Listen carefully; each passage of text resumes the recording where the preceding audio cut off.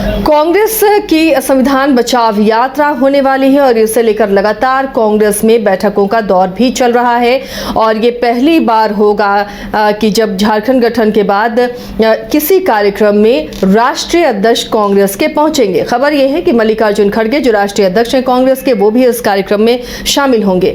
हमारे साथ सहयोगी करिश्मा जुड़ी हुई हैं। करिश्मा, तैयारियां कांग्रेस भरपूर तरीके से कर रही है, पूरी कर रही है, कोई कोर कसर ना रह जाए इस यात्रा के लिए। राष्ट्रीय अध्यक्ष भी पहुंचने वाले हैं, किस तरह की तैयारियां और कौन कौन से बड़े चेहरे नजर आएंगे इसमें?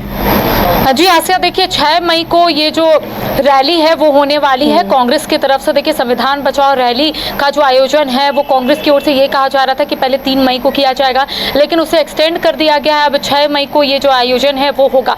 लेकिन देखिए आसिया, इस बीच हम अपने दर्शकों को ये बता दें कि पहली मर्तबा ऐसा हो रहा है कि कोई प्रदेश कार्य समिति में राष्ट्रीय अध्यक्ष आएंगे, यानी कि मल्लिकार्जुन खड़गे राजधानी रांची पहुंच रहे हैं 6 तारीख को। और ऐसे में कहा जा रहा है चूंकि उस दिन कार्य समिति की भी बैठक है और उसके बाद संविधान बचाओ महारैली का जो आयोजन है वो रांची के पुराना विधानसभा के पास जो मैदान है वहां पर होगा। तो ऐसे में कह सकते हैं कि कार्य समिति की बैठक में पहली मर्तबा ऐसा होगा कि राष्ट्रीय अध्यक्ष आएंगे और मल्लिकार्जुन खड़गे 6 मई को यहां पर आएंगे। इसके साथ ही आपने सही कहा कि कांग्रेस में लगातार बैठकों का जो दौर है वो देखने को मिल रहा है और कांग्रेस की ओर से ये कहा जा रहा है कि कई दिग्गज नेताओं को पत्रचार के माध्यम से आमंत्रित किया गया है, जिसमें कह सकते हैं कि पूर्व सीएम भूपेश बघेल के साथ साथ कई ऐसे दिग्गज नेता हैं वो इस रैली में जरूर शिरकत करेंगे। साथ ही साथ देखिए यहाँ पर स्पष्ट तौर पर कांग्रेस का कहना है कि संविधान को बचाना है, हम लोगों को एकजुट होना पड़ेगा, जिस वजह से कांग्रेसी तमाम जो कांग्रेसी है,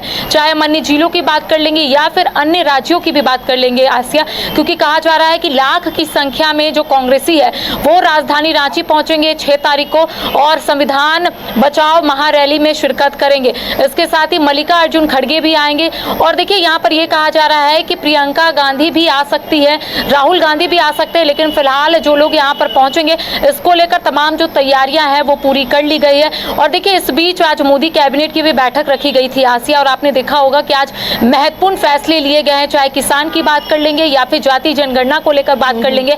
आज जाति जनगणना को लेकर बड़ा फैसला लिया गया है और ऐसे में कहा जा रहा है कि जाति जनगणना जो है अब होगी। यानी करिश्मा, ये मोदी सरकार का क्या मास्टर स्ट्रोक माना जाए? इसे लेकर कांग्रेस के क्या रिएक्शन प्रदेश कांग्रेस में दिखे, बाकी पार्टियां क्या रिएक्शन दे रही हैं इस कैबिनेट के बड़े फैसले को लेकर?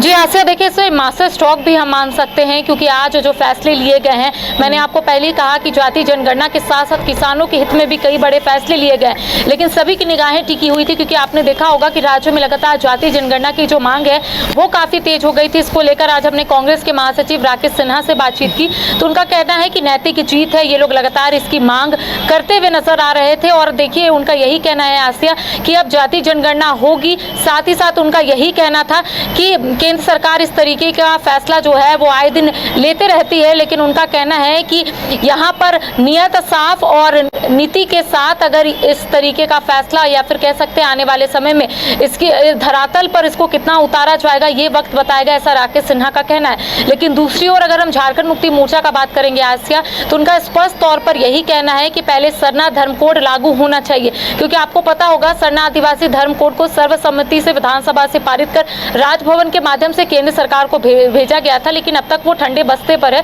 तो ऐसे में कहा जा रहा है झारखंड मुक्ति मोर्चा की ओर से कि यहाँ पर आदिवासियों को एक कॉलम मिल जाएगा, उसके बाद जाति जनगणना कराए तो सही रहेगा। लेकिन उनका कहना है कि ये उनकी नैतिक जीत हुई है। झारखंड मुक्ति मोर्चा भी लगातार जाति जनगणना के पक्षधर रहे हैं और लगातार इसकी मांग कर रहे हैं। अगर हम बीजेपी की बात करेंगे आसिया तो उनका स्पष्ट तौर पे कहना है, आपने देखा होगा केंद्रीय मंत्री अश्विनी वैष्णव ने स्पष्ट तौर पे कहा है कि सरकार यानी कि केंद्र सरकार अब जातीय जनगणना कराएगी। साथ ही साथ देखिए उनका कांग्रेस पर जमकर उन्होंने निशाना भी साधा था।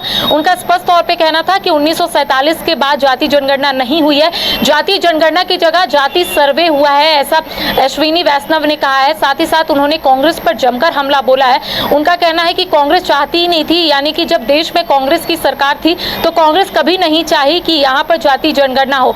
यही वजह है कि जाति जनगणना की जगह उन्होंने जाति सर्वे करवाया। तो देखिए अब इसको लेकर सभी राजनीतिक पार्टी की ओर से अलग अलग प्रतिक्रिया जो है वो सामने आ रही है।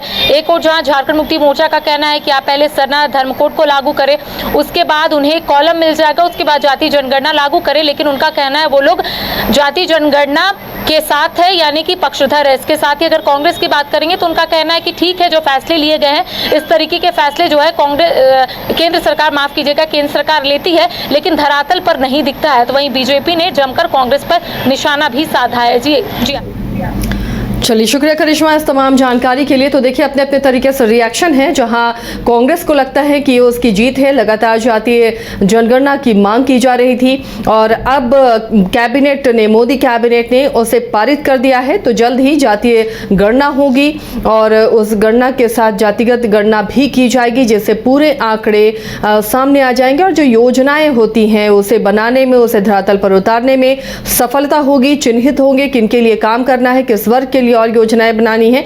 तो कई सारे ऐसे महत्वपूर्ण चीजें होंगी और इसे देखते हुए कई तरह के रिएक्शंस पॉलिटिकल पार्टीज के आ रहे हैं। कोई इसे अपनी सफलता बता रहा है, कोई अपने संघर्ष क्रेडिट लेने की कोशिश कर रहा है, तो कहीं इसे लेकर सरकार को घेरने की कवायद भी हो रही है।